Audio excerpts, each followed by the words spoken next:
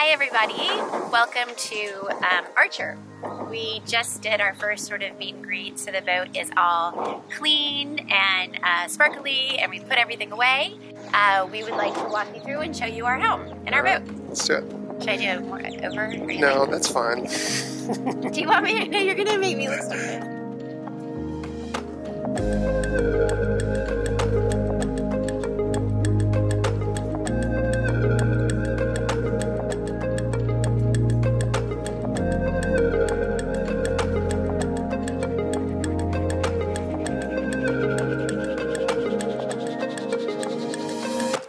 So welcome aboard. This is Archer.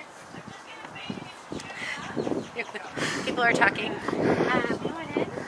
This is the helm station and stuff like that Seth will show you later. I'm introducing you to the interior part of our home. So come on around. This is our cockpit dining table where we spend, I would say, we eat 90% of our meals out here. We hang out here. This is probably the most used area of the boat is the cockpit. And my favorite little spot to sit is either here in this corner, or that corner. And it's great. You can just look out. You can see everything. And we really like, as parents, the enclosed cockpit. So we know the kids are safe. There are some boats, the back is really open, and that's beautiful. It's great in Anchorage, but for us, for the safety factor with the kids, we like that there's a wall there and you can put these down and it's totally secure, so they can't accidentally fall overboard or hurt themselves. And so when we're on passage or underway, they actually, this is kind of the limit of their space, is the cockpit. They can't go up the stairs and go on the rail at all. They need to stay right here. If one of them gets seasick or something, we can go out on the rail with them or the captain's chair and stay with them and make sure that they get some wind on their face, but we don't let them just wander around outside. Okay, so you like the cockpit? I love this cockpit. And we do our family movies out here usually. So we will sit around here and we have a screen we put here. And so we can all sit around and we have a projector and we have like a mini little movie theater here because we don't have a TV. Now you may enter the boat, which is really nice is that this is just a flat walkway. There's no stairs. That's a very good point. Because a lot of catamarans actually, you have steps up or steps down, and this boat does not have that. Yeah, so I'll just go through everything and let you know where everything is, and then Seth will probably edit most of it, and you guys can decide what you want to watch. But this is our main sitting area inside. And what's great is it is actually a convertible table that we can raise, and we can have a second table area in here, which is really good for school or every so often. I mean, maybe 10% of the time we eat inside if it's really cold or if it's raining. But other than that, we love having this sort of sofa lounger, and, we'll all just kind of hang out here, especially in the morning when everyone's waking up. We're kind of having our coffee, the kids are reading their Kindles, and we'll kind of hang out here.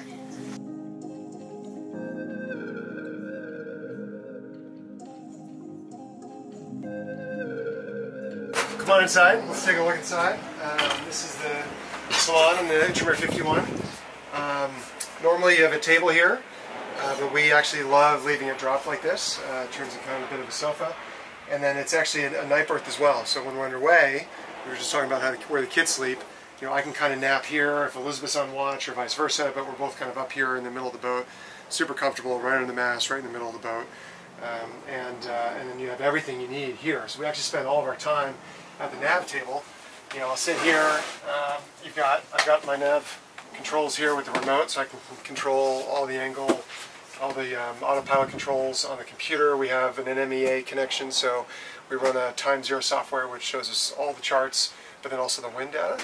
So we can, with that, we can actually download grid files and forecast with our particular polars for this boat, and predict our course. So all that data is here. Wind, of course, temperature, weather. This is our battery control, satellite phone, and then of course we have your VHF, which is beeping at me, and then a single sideband radio on this boat. So everything's right here. The nav table is a great position in the boat. You've got great visibility forward. You can see, where you're going. You can look for lights. You can just sit here comfortably under watch and control the boat from here.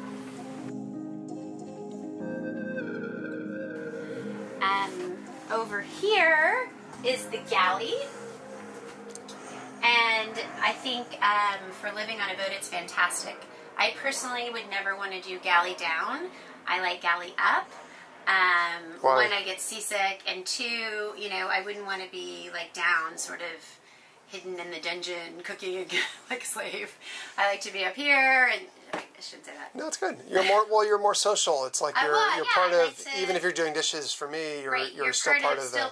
Yeah, maybe I shouldn't say this, because some people do have a galley down. I don't want to seem like I'm being mean. No, you're saying what you prefer. I prefer to be here in the middle of the action. If we have people over, or even if it's just the family, at least you're not sort of relegated down below in your cooking. And one of the reasons I like a catamaran in general is you're out and you can look out of the windows instead of like a monohull where you're sort of down inside. See, now you're making all the monohull people mad. Well, I'm sorry, I don't like monohulls, so I apologize in advance.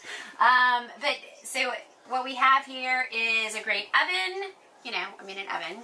A stovetop with 3 burners. These are really important so you can lock in your pans when you're cooking underway. Good storage for what's it called? Plates. Plates and cups and bowls and whatever, a knife block. We have more stuff in here. This is where we put like our pans and stuff. Kitchen, sink. This is the trash, if you're interested. It's a very detailed tour. I love it. Is it too detailed? Well, you can take stuff out. This is where we dry our dishes.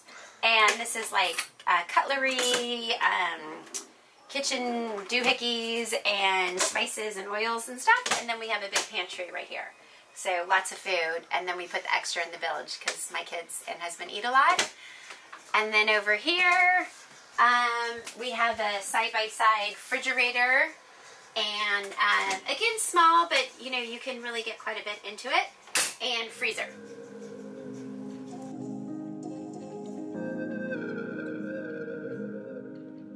So now we'd like to invite you down to the port hall where Seth and I live.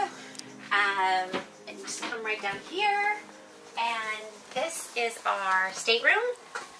So we did get a custom mattress, so it's a little bit more comfy, and put some foam, like a foam cover on it. And we just got like bedding that we like, so it feels like home. We have a shelf there where we can store some stuff. We have a little closet here, a little space here. There's actually, I won't open this because it's a bit of a mess, but there's a lot of storage under the bed. All the way back, you've got, well, not all the way back, but like half the bed, you've got a ton of place for storage, which is really nice. And then we have 2 cabinets here where I put kitchen stuff. We have the bilges here where we can store more things, packaged goods and things like that. This is where the yoga mats live in the boat. And this is my closet, which I can tell you beats the socks off of any other boat closet I've ever seen. Actual hanging space. So I love, this was very important to me. As you guys know, I really like clothes. And then these are some more cabinets where I put the boys' clothes and my folding clothes and all that kind of stuff. And over here is our loo with a view, as some people like to call it. No one calls it that. A lot of people do, actually. I think it's quite quaint. Anyway, it's a great setup. It's, sink. I kind of put the stuff I use all the time there. But we also have a medicine chest there with more stuff. And we won this award, sailing. Toilet, which every bathroom needs, and a shower. The great thing about the shower is like a full shower. Like, it's not, tiny. It's a good size. And I think that's the bathroom. He's doing a weird fade back. No, so this is funny. We call it the Hole of Despair. Okay, so it's the boys' side, and a lot of times it is quite a mess with Legos and Nerf guns and stuff like that. There's a lot of despair down here. Right now, it looks really good, so we're going to take you down now while it looks good. Come on down. These are these turtles we got in Fiji. These are the 3 boys. So we have 2 staterooms. This one back here is Hale's room. And he's gone with a lemur theme, as you can see by the pillows. But we have plenty of room for 3 giant tubs of Legos. They've also gotten a Warhammer, and sort of all their things can fit. And there's games in here.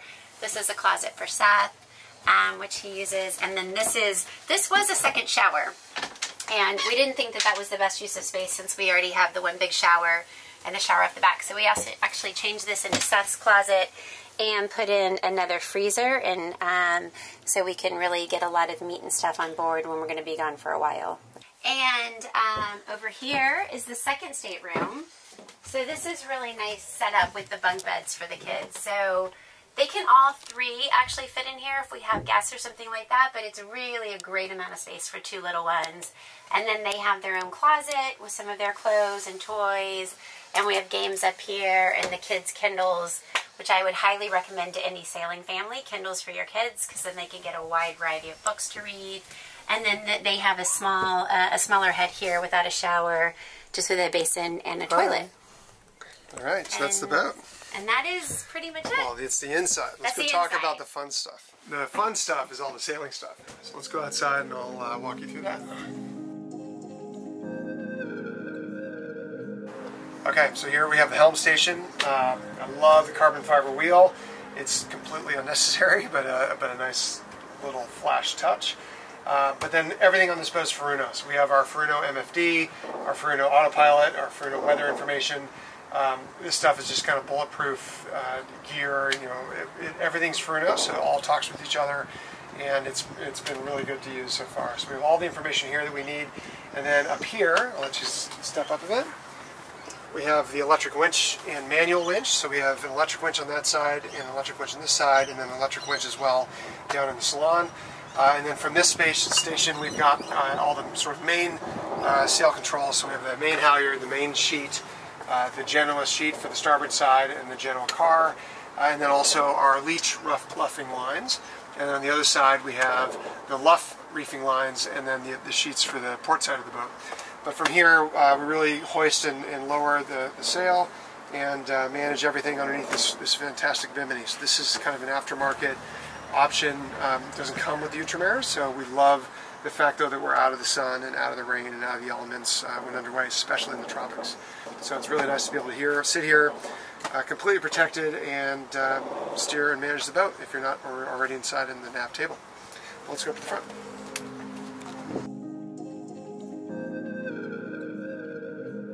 Okay, so here we are now up on the front of the boat. This is my favorite part of the boat. This is a performance catamaran. So what that means is the boat has been designed for performance offshore, for performance in light wind, for being the ability to sail upwind.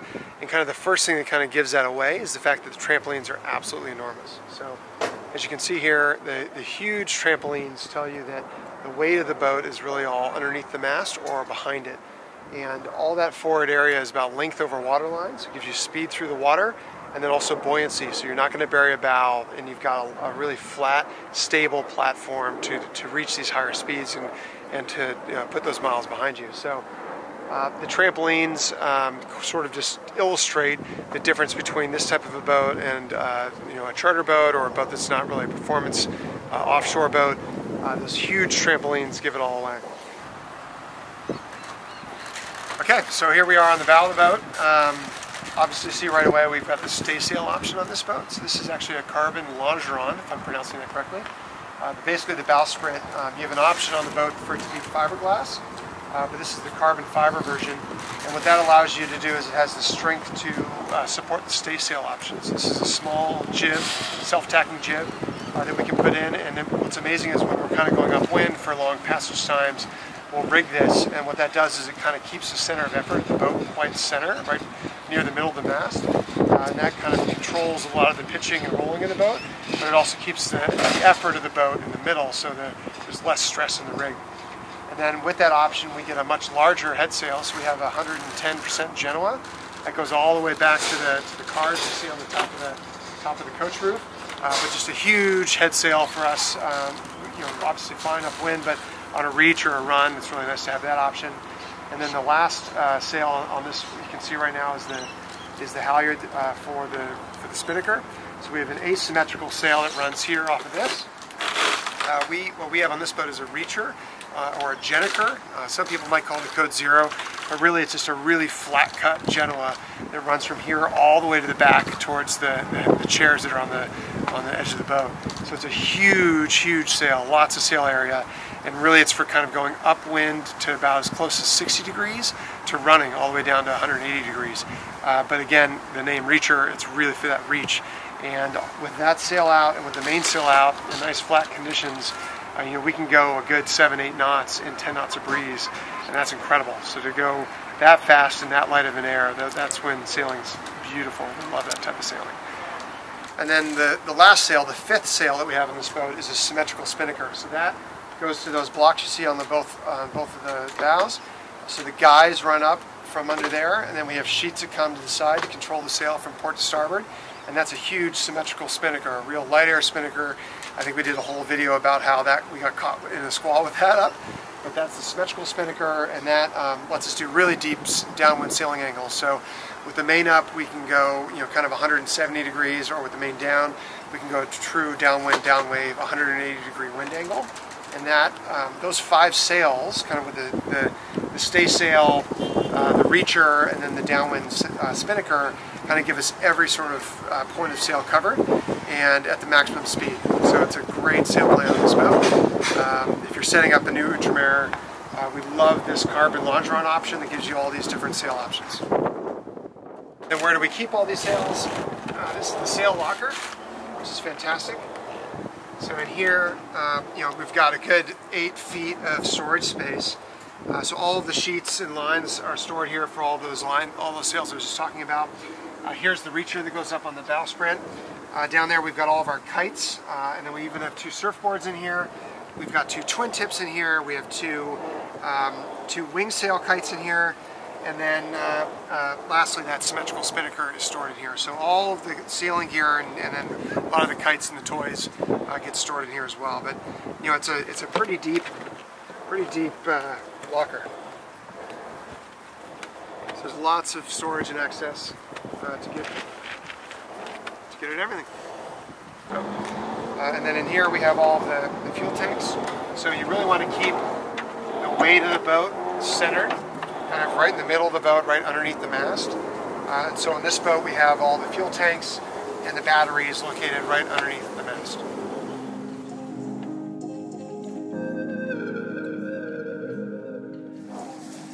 Okay, and then one of the coolest features in the boat is this tiller seat. So the seats, I think, are a little bit funky looking. When you first see the Outremer, you're kind of like, what are these seats all about? But this is what they're about. So you have this immediate tiller control when you're racing, if you're just sailing. But really, what it allows you to do is kind of sit on the windward side.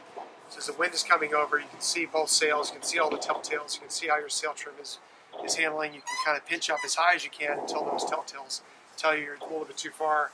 And then you have direct feedback from the boat. So if you're over trimmed on one sail, and you let go of the tiller, it'll kind of let you know if you have any weather helm, just like a small little racing sailboat would. So to have a boat this big and to be able to sit here and trim the sails and have all of your instruments right there on both sides of the boat is kind of a really flash feature. So we love these tiller handles. And then just lastly, in terms of power management, we have tons of solar. So when we got the boat at 560 amps of solar in the back, now we have 1260 over the davits. We have another 500 on the bimini. So combined, that's actually more than enough solar generation. We have 800 amp hour house bank. And with this combination, every day at about 1 o'clock, we're fully charged. And that allows us to run our water maker for a good 2 or 3 hours if we want to. And by the end of the night, we're still 100% charged. And then underway at night, we also have the hydro generator, which is on the back step. So the hydro generator is fantastic. That just kind of keeps us topped up while we're underway. So power management, it's just nice not to have a generator. So no generator in this boat. It's all solar, renewable energy, and we never have to turn on the engines to power anything. We have to turn them on once or every other day just to heat water. That's the only time we ever need to turn on the engines underway or under anchor. We could go months without having to charge up the batteries. So it's a phenomenal setup. And it also shades the dinghy as well. So it's just a great all-around setup. Sort of meet and greet upon this flag is. I see that flag. It's going to mess up your. You need to start over. My name's Elizabeth. I shouldn't do that. Once I get going, I'll be really good. The flag. I'm telling you, the flag's a problem. I'm good. Should I do it more over? No, that's fine.